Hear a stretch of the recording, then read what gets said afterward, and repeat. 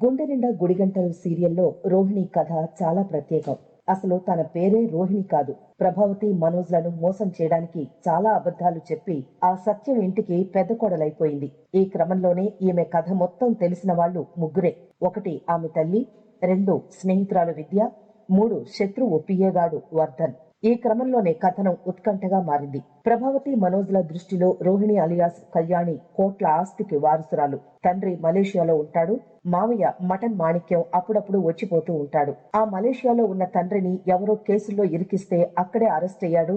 ఇది రోహిణి అల్లిన కథ. కానీ ఆమె అసలు కథ అది కాదు. అసలు పేరు కూడా రోహిణి కాదు. ఈ నిజాలన్నీ సత్యం కుటుంబానికి తెలియవు. మొన్నటికి మొన్న ప్రభావతికి అనుమానం వచ్చింది. కొట్టినంత పని చేసింది కూడా. ఈ క్రమంలోనే మనోజ్ మాజీ లవర్ కల్పన ఎంట్రీతో 45 లక్షలు లాగేసింది. వాటినే ఇంట్లో తన పుట్టింటి సొమ్మని అబద్ధం చెప్పింది. ఈ క్రమంలోనే తన గతం మొత్తం తెలిసిన వర్ధన్ కి ₹1,00,000 మనోజ్ దగ్గరే అప్పు చేసి ఇచ్చింది. మనోజ్ కి వడ్డీ ఇస్తానని చెప్పి మరి 1,00,000 అప్పు చేసింది. ఆ సొమ్మును వర్ధన్ కిచ్చింది. వర్ధన్ రోహిణి వెంటపడడం, వేధించడం ఇప్పటి కథ కాదు. మొదట్లో రోహిణి బ్యూటీ పార్లర్ పని మీద ఒక డబ్బున్న వాళ్ళ ఆవిడ ఇంటికి వెళితే అక్కడ ఆమె పిఏ వర్ధన్ రోహిణి అందాన్ని చూసి వెంటబడతాడు. అప్పుడే చీ కొడుతుంది రోహిణి. అయితే వాడు పగబడతాడు. ఒకరోజు రోహిణి తల్లి సుగుణమ్మ బస్టాండ్ లో రోహిణితో మాట్లాడడం, ఆమె గతం వేరే ఉందనే అనుమానం రావడంతో ఆ సుగుణమ్మ ఎక్కిన బస్సును ఫాలో అవుతాడు వర్ధన్. అక్కడ జనాభా లెక్కల వాడిలా వెళ్లి సుగుణమ్మ ఇంటి పక్కనే నివసించే వాళ్లను ఆరా తీసి రోహిణి చరిత్ర మొత్తం లాగేస్తాడు.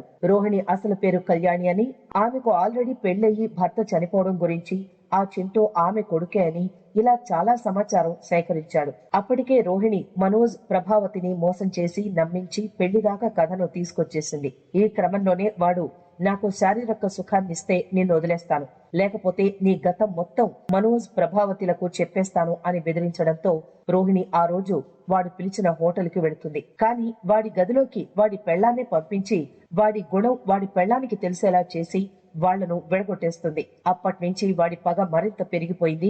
వాడి హెడ్ కు చెప్పి వాడి పిఏ ఉద్యోగం పీకించేస్తుంది. ఈ క్రమంలోనే వాడు డబ్బు కోసం బ్లాక్ మెయిల్ చేయడం మొదలు పెట్టాడు. మొన్నటికి మొన్న నేను మళ్లీ పెళ్లి చేసుకుంటున్నా, 1,00,000 కావాలి అంటే ఇచ్చింది. వాడు ఎప్పుడొస్తాడో ఏం అడుగుతాడో తెలియదు. కానీ అనుక్షణం రోహిణి హై టెన్షన్ లో బ్రతుకుతోంది. మరోవైపు చింటూకి యాక్సిడెంట్ అయి ప్రభావతి ఇంట్లోనే ఉండాల్సి రావడం, కమింగ్ అప్ లో చింటూ చాలా ఎమోషనల్ గా అమ్మా అని వెతుక్కోవడం తెలిసిందే.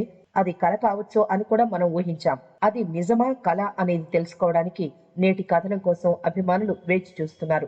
కానీ ఇంకా అప్డేట్స్ లేవు. హాట్ స్టార్ లో నేటి కథనం ఇంకా పెట్టలేదు. ఏది ఏమైనా చింటూ అంత ఎమోషనల్ గా పిలిచే సీన్ చాలా ఆకట్టుకోనుంది.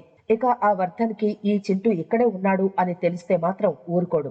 మరో 1,00,000 ఇవ్వాలని బ్లాక్ మెయిల్ చేయడం ఖాయం. చూడాలి మరి ఏం జరుగుతుందో.